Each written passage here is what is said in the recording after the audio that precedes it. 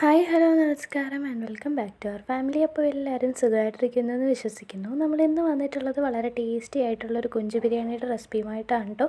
അപ്പോൾ നമുക്ക് വീഡിയോയിലേക്ക് പോയാലോ. വീഡിയോയിലേക്ക് പോകുന്നതിന് മുമ്പ് നമ്മുടെ ചാനൽ ആദ്യമായിട്ട് കാണുന്ന ആരെങ്കിലും ഉണ്ടെങ്കിൽ പ്ലീസ് ഒന്ന് സബ്സ്ക്രൈബ് ചെയ്യണേ. അതോടൊപ്പം തന്നെ അടുത്തുള്ള ബെല്ലൈക്കനും കൂടി എനേബിൾ ചെയ്യണേ. അപ്പോൾ കൊഞ്ച് ബിരിയാണി ഉണ്ടാക്കാൻ വേണ്ടി ഞാൻ ഇപ്പോൾ ഇവിടെ ഏകദേശം 250 ഗ്രാമോളം കൊഞ്ചെടുത്തിട്ടുണ്ട്. ഇനി അതിലേക്ക് ഒരു ടീസ്പൂണോളം കാശ്മീരി ചില്ലി പൗഡറും 1/2 ടീസ്പൂൺ മഞ്ഞൾപ്പൊടിയും ആവശ്യത്തിന് വേണ്ടിയിട്ടുള്ള ഉപ്പും പിന്നെ 1/2 ടീസ്പൂണോളം ഇഞ്ചി വെളുത്തുള്ളി പേസ്റ്റും കൂടി ചേർത്ത് മാരിനേറ്റ് ചെയ്ത് 1 മണിക്കൂറെങ്കിലും മാറ്റി വെക്കണം കേട്ടോ. 1 മണിക്കൂറിൽ കൂടുതൽ വെക്കാൻ പറ്റുകയാണെങ്കിൽ നല്ലതാണ് കേട്ടോ. ഇനി നമുക്കൊരു പാത്രത്തിലേക്ക് കുറച്ച് സൺഫ്ലവർ ഓയിലും നെയ്യും കൂടി ചേർത്തൊന്ന് ചൂടാക്കി എടുക്കാം കേട്ടോ. അത് നന്നായിട്ടൊന്ന് ചൂടായി വരുന്ന സമയത്ത് നമുക്കതിലേക്ക് കുറച്ച് വെളുത്തുള്ളിയും ഇഞ്ചിയും പച്ചമുളകും ചതച്ചതും കൂടി ചേർത്ത് കൊടുക്കാം കേട്ടോ. ഞാനിപ്പോൾ ഇവിടെ 1.5 ടേബിൾ സ്പൂണാണ് കേട്ടോ ചേർത്ത് കൊടുത്തിട്ടുള്ളത്. അതൊന്ന് വഴണ്ട് വരുന്ന സമയത്ത് നമുക്കതിലേക്ക് 2 വലിയ സവാള നീളത്തിൽ അരിഞ്ഞതും കൂടി ചേർത്ത് കൊടുക്കാം കേട്ടോ. ഇനി നന്നായിട്ടൊന്ന് നമുക്ക് വഴറ്റിയെടുക്കാം. അതൊന്ന് വഴറ്റിയെടുക്കുന്ന സമയം കൊണ്ട് തന്നെ നമുക്ക് ചോറും കൂടി ഒന്ന് വേവാൻ വേണ്ടിയിട്ട് വെക്കാം കേട്ടോ. അതിന് വേണ്ടിയിട്ട് ഞാൻ ഇപ്പോൾ ഇവിടെ 4/4 കപ്പ് വെള്ളത്തിലേക്ക് ഏലക്ക, പട്ട, ഗ്രാമ്പു, ജാതിക്ക, ബേ ലീവ്സും ആവശ്യത്തിന് വേണ്ടിയിട്ടുള്ള ഉപ്പും പിന്നെ കുറച്ച് നെയ്യും കൂടെ ചേർത്ത് തിളയ്ക്കാൻ വേണ്ടിയിട്ട് വെച്ചിട്ടുണ്ട് കേട്ടോ. ഒന്ന് തിളച്ച് വരുന്ന സമയത്ത് നമുക്കതിലേക്ക് അരിയിട്ട് കൊടുക്കാം. ഞാൻ ഇപ്പോൾ ഇവിടെ 2.5 കപ്പ് ബസ്മതി അരിയാട്ടോ എടുത്തിട്ടുള്ളത്. 1 കപ്പ് അരിക്ക് 1.5 ഗ്ലാസ് വെള്ളം എന്നുള്ള കണക്കിൽ നമ്മൾ എടുത്താൽ മതിയാവും കേട്ടോ. ഓരോ അരിയുടെ അനുസരിച്ച് വെള്ളത്തിൻ്റെ അളവിൽ ചിലപ്പോൾ മാറ്റം വരാം കേട്ടോ. എനിക്കിപ്പോൾ ഇവിടെ 4/4 കപ്പ് വെള്ളം കേട്ടോ ആവശ്യമായിട്ട് വന്നിട്ടുള്ളത്. ഒരു 10-15 മിനിറ്റ് കൊണ്ട് തന്നെ വെള്ളമൊക്കെ വറ്റി ചോറ് നന്നായിട്ട് വെന്തിട്ട് കേട്ടോ. അപ്പോൾ ദേ ഇവിടെ സവാളയൊക്കെ നന്നായിട്ട് വഴണ്ടിയിട്ടിട്ടുണ്ട് കേട്ടോ. ഇനി നമുക്കിതിലേക്ക് ആവശ്യമുള്ള പൊടികൾ ചേർത്ത് കൊടുക്കാം.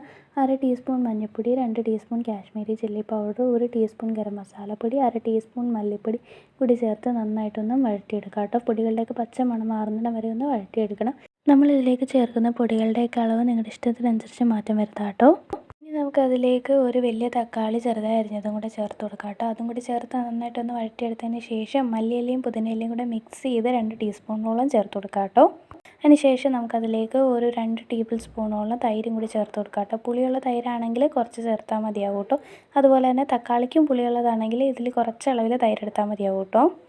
ഇതെല്ലാം കൂടി ഒന്ന് മിക്സ് ചെയ്തതിന് ശേഷം നമുക്കതിലേക്ക് കൊഞ്ച് വേവാൻ ആവശ്യത്തിനുള്ള വെള്ളം ചേർത്ത് കൊടുക്കാം കേട്ടോ. ഞാൻ ഇപ്പോൾ ഇവിടെ 3/4 കപ്പോളം വെള്ളം കേട്ടോ ചേർത്ത് കൊടുത്തിട്ടുള്ളത്.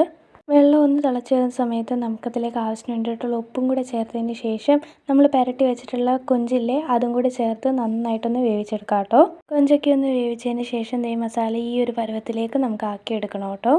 അപ്പോൾ ദേ ഈ ഒരു പരുവാകുമ്പോഴത്തേക്ക് നമ്മുടെ മസാല ഇവിടെ റെഡിയായി കഴിഞ്ഞു കേട്ടോ. ഇനി നമുക്ക് ഇതൊന്ന് ദമ്മിട്ടെടുക്കാം കേട്ടോ. അതിന് വേണ്ടിയിട്ട് നമുക്ക് അടി കട്ടിയുള്ളൊരു പാത്രത്തിലേക്ക് ലേശം മസാല ഇതേപോലെ ഒന്ന് സ്പ്രെഡ് ചെയ്ത് കൊടുക്കാം കേട്ടോ. ആദ്യത്തെ ലെയർ മസാല ഇട്ടതിന് ശേഷം നമുക്കതിൻ്റെ മണ്ടയിലേക്ക് ചോറ് ഇതുപോലെ ഒന്ന് വെച്ച് കൊടുക്കാം കേട്ടോ. ഒരു ലെയർ ചോറാക്കിയതിന് ശേഷം വീണ്ടും നമ്മൾ ആവശ്യത്തിനുള്ള മസാല വെച്ച് കൊടുക്കുക.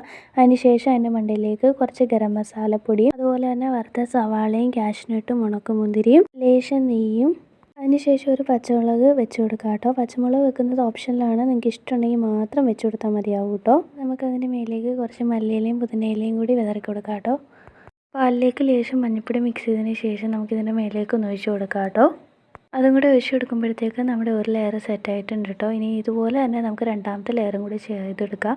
രണ്ടാമത്തെ ലെയറിൽ നമുക്ക് പച്ചമുളക് വെക്കണ്ട കേട്ടോ. രണ്ടാമത്തെ ലെയറും കൂടി ഒന്ന് സെറ്റ് ചെയ്തതിന് ശേഷം നമുക്കിതൊന്ന് മൂടി വെക്കണം കേട്ടോ. അതിന് ശേഷം ലോ ഫ്ലെയിമിൽ 10 മുതൽ 15 മിനിറ്റ് വരെ വെച്ച് ദം ചെയ്തെടുക്കാം കേട്ടോ. ലോ ഫ്ലെയിമിലായിരിക്കാൻ നമ്മൾ പ്രത്യേകം ശ്രദ്ധിക്കണേ. അപ്പോൾ ഇതേ 15 മിനിറ്റ് കഴിഞ്ഞിട്ടുണ്ട് കേട്ടോ. നമ്മുടെ ബിരിയാണി ഇവിടെ നന്നായിട്ട് റെഡിയായി വന്നിട്ടുണ്ട് കേട്ടോ. അപ്പോൾ വളരെ ടേസ്റ്റി ആയിട്ടുള്ള ബിരിയാണി ഇവിടെ റെഡിയായി കഴിഞ്ഞു. അപ്പോൾ ഇതെല്ലാവരും ഒന്ന് ട്രൈ ചെയ്ത് നോക്കണേ. ട്രൈ ചെയ്ത് നോക്കിയിട്ട് ഫീഡ്ബാക്ക് അറിയിക്കാൻ മറക്കല്ലേ. അതുപോലെ തന്നെ നമ്മുടെ ഇന്നത്തെ വീഡിയോ ഇഷ്ടപ്പെട്ടാൽ ലൈക്ക് ചെയ്യാനും നിങ്ങളുടെ അഭിപ്രായങ്ങൾ കമൻറ്റ് ചെയ്യാനും മറക്കരുത് കേട്ടോ. അപ്പോൾ നമുക്ക് അടുത്തൊരു വീഡിയോയിൽ കാണാം. അതുവരെ എല്ലാവരും സേഫായിട്ടിരിക്കുക, സുഖമായിട്ടിരിക്കുക. Thank you for watching. Bye by.